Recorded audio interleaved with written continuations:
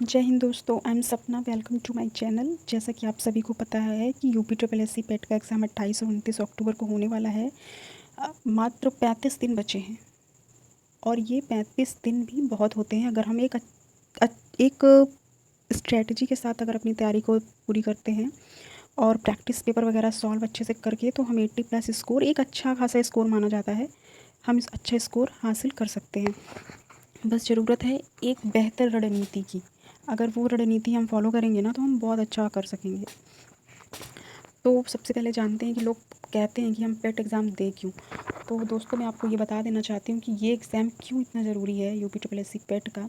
क्योंकि हम जितने भी यूपी गवर्नमेंट की तरफ से जितने भी समूह खा और गा की भर्तियाँ जो वैकेंसी निकलती हैं, जैसे कि चकबंदी लेखपाल, वीडियो, लोअर पीसेस की कुछ वैकेंसियाँ आती हैं, तो उन सब में पेट ज़रूर मांगा जाता है। पेट अनिवार्य कर दिया गया है। तो अगर हमें अगर उन एग्ज़ाम का मेंस देना है, तो हमें पहले पेट निकालना पड़ेगा और अच्छा खासा स्कोर हासिल करना पड़ता है। क्योंकि कभी कभी होता क्या है, वैकेंसी बहुत कम आती है, कट ऑफ हाई चली जाती है। आइए इसके सिलेबस के बारे में जानते हैं।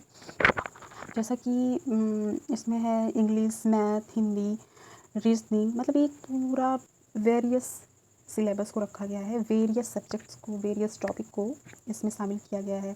हमारा जीके हो गया, हमारा करंट अफेयर्स हो गया, हिस्ट्री हो गई, पॉलिटी हो गई, इकोनॉमी हो गया, जियोग्राफी हो गया, कॉन्स्टिट्यूशन हो गया, public ad, art and culture, graph, mathematics, reasoning, etcetera subject. लगभग 15 सब्जेक्ट हैं जिनके सब टॉपिक्स हैं। तो कुल मिला के एक अच्छा खासा सिलेबस हो जाता है। लेकिन अगर हम एक सही रणनीति से तैयारी करेंगे, तो ये बड़ा सिलेबस भी हमें छोटा नज़र आएगा। बस एक सही स्ट्रैटेजी की ज़रूरत है। तो अगर हम इस लक्ष्य को भेदना चाहते हैं, तो सबसे पहले सिलेबस समझें, और जितने भी हमारे टॉपिक्स हैं उन सबको अच्छे से पढ़ें और देखते हैं कि जितने भी हमारे टॉपिक्स हैं, तो उनके जो सब टॉपिक्स हैं उसमें क्या क्या पूछता है। तो सबसे पहले हम हिस्ट्री की बात करते हैं। तो देखिए, भारतीय इतिहास जो है वो 5 नंबर का पूछा जाता है। उस भारतीय इतिहास में आपको मध्यकालीन भारत और प्राचीन Bharat, ancient history and medieval history. तो पहले मैं बता दूं कि उसमें जो सिंधु घाटी सभ्यता, बौद्ध, जैन, मुगल, मराठा, वैदिक पीरियड 1857, मौर्य, गुप्ता, हर्षवर्धन, इनको अगर हम कुल मिला के पढ़ लेंगे ना, तो हम अच्छा खासा स्कोर, एक भी क्वेश्चन हमारा इधर से उधर नहीं जाएगा। फिर हम सेकंड टॉपिक की बात करते हैं, भारतीय राष्ट्रीय आंदोलन। इसमें हमें क्या पढ़ना है? स्वदेशी आंदोलन, अवज्ञा आंदोलन, भारत छोड़ो आंदोलन, सुभाष चंद्र बोस, महात्मा गांधी, ये सारे टॉपिक्स को अगर हम एक बार बस एक बार सरसरी निगाह से देख लेंगे ना। जियोग्राफी में हमको नदियाँ, पर्वत, वन, खनिज, टाइम जोन कितने हैं, इन सब के बारे में ये क्वेश्चन पूछता है। तो आप बस इतने टॉपिक तैयार कर लीजिएगा, भारतीय नदियाँ, पर्वत, वन, खनिज, टाइम जोन, इसके बारे में, विश्व भूगोल में थोड़ा बहुत ये वाला टॉपिक। और फिर हम बात करते हैं भारतीय अर्थव्यवस्था। तो इसमें 5 टॉपिक्स पूछे, मतलब 5 नंबर का पूछा जाता है। ये आरबीआई कैसे एक्ट करती है, आरबीआई एक्ट कब बना, नाबार्ड, पंचवर्षीय योजना आयोग, इन सब के बारे में थोड़ा थोड़ा देख लीजिएगा।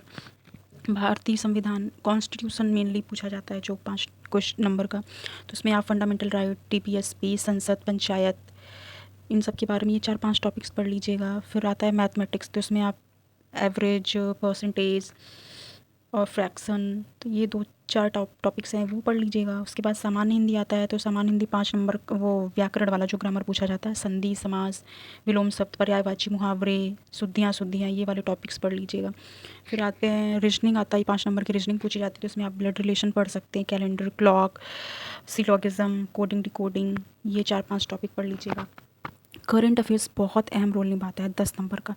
तो आप 5 से 6 महीने का करंट अफेयर्स पढ़ सकते हैं। बहुत डीप में नहीं पूछेगा, लेकिन फिर भी आप इसमें बहुत सारी करंट अफेयर्स की वीडियोज़ हैं। मंथली वाला अगर आप तैयार करेंगे ना, वो ज़्यादा बढ़िया रहता है, तो वो आप तैयार कर सकते हैं। सामान्य जागरूकता में राजधानी, मुद्रा, पड़ोसी देश, लोकसभा, विधानसभा, भारतीय अनुसंधान संस्थान, जैसे कि केंद्रीय प्रौद्योगिकी और औद्योगिक संस्थान कहाँ पे स्थित है, इस तरह के क्वेश्चंस बनते हैं। फिर हिंदी गद्यांश 10 नंबर का, जो अनसीन पैसेज होता है, वो आप प्रैक्टिस करके 2-4 अगर आप लगाएंगे ना, तो वो हो जाएगा। लेकिन उसको हल्के में मत लीजिएगा, क्योंकि हम लोग अक्सर वहाँ पे गलत कर देते हैं। वो क्वेश्चंस ऐसे पूछे जाते हैं ना, थोड़ा उसका स्टैंडर्ड अब हाई कर दिया है। वो ऐसा नहीं है कि उसका आंसर आपको एकदम सीधे सीधे मिल जाएगा, इसलिए प्रैक्टिस करना ज़रूरी है। फिर आता है ग्राफ तालिका। उसमें से 20 क्वेश्चन आपके पूछे जाते हैं। तो उसको अगर आप सिर्फ प्रैक्टिस पेपर से अगर सॉल्व करेंगे ना, तो देखिए आपके क्वेश्चंस बनते जाएंगे। अगर आप प्रैक्टिस नहीं करेंगे, आपको कितना भी आता हो, वो आपसे नहीं हो पाएगा, क्योंकि वहाँ पे एग्ज़ाम हॉल में टाइम सबसे ज़्यादा मैटर करता है। इसलिए आप प्रैक्टिस करिए। जितने भी ये ग्राफ और तालिका वाले सवाल हैं, तो आप उसको प्रैक्टिस करिए ज़्यादा से ज़्यादा, क्योंकि हमेशा बार बार वही रिपीटेड पैटर्न तो वही रहता है, तो वही हमें प्रैक्टिस करना है, तो आप अच्छा खासा स्कोर कर पाएंगे। इंग्लिश में अनसीन पैसेज आता है, तो वो आप 2-4 पैराग्राफ्स जितने भी हैं उसको पैसेज को ही ले लीजिए और उसको प्रैक्टिस करिए, तो प्रैक्टिस से ही सब कुछ होगा। तो आइए देखते हैं फिर कि टिप्स के बारे में कि हम इसको कैसे इसकी तैयारी करें। तो सबसे पहले जो इसका सिलेबस है, इसका मेन बॉडी स्ट्रक्चर जो है इसका सिलेबस, कोई भी एग्ज़ाम अगर लक्ष्य को भेदना है तो सबसे पहले एग्ज़ाम का जो सिलेबस है उसको सामने रखिए। उसको मैं कहती हूँ कि अपने फ़ोन के वॉलपेपर में उसको सेट कर लो। अपने गर्लफ्रेंड बॉयफ्रेंड का फ़ोटो नहीं लगाना है, किसका फ़ोटो लगाना है, सिलेबस। किसी भी एग्ज़ाम की मैं बात कर रही हूँ, सिलेबस सामने रखिए। फिर उसके बाद एक टाइम टेबल बनाइए, बहुत ही रिजिड ना हो, फ्लेक्सिबल हो, 7-8 घंटे आप पढ़ सको ऐसा हो।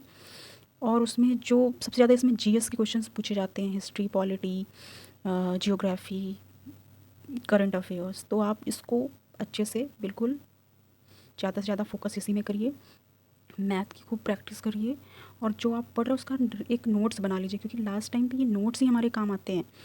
जितना हम पढ़ रहे हैं ना, उतना उससे भी कहीं ज़्यादा हम प्रैक्टिस करें, रिवीजन करें। प्रैक्टिस प्रैक्टिस 80-20 का जो रेशियो है ना, 80% प्रैक्टिस करो, 20% पढ़ो। 80% प्रैक्टिस प्रैक्टिस प्रैक्टिस, बस प्रैक्टिस करनी है, तो देखेंगे ना आप लक्ष्य के बहुत करीब पहुंच जाओगे। मैं कहती हूँ 100% सफलता आपको मिलेगी अगर आप प्रैक्टिस कर रहे हो। इस टाइम सबसे ज़्यादा एक प्रैक्टिस बुक खरीदो, और प्रैक्टिस में क्या है कि 3-4 प्रैक्टिस डेली लगाओ, जो टाइम बचे उसमें थोड़ा पढ़ लो। लेकिन अगर प्रैक्टिस जो एमसीक्यूज टाइप के क्वेश्चंस प्रैक्टिस सेट में देखो दिए रहते हैं ना, जितना हम उसको लगाएंगे उतना हमारे लिए फ़ायदा करेगा। इतना आप कर लीजिए, और उसके साथ ही करंट अफेयर्स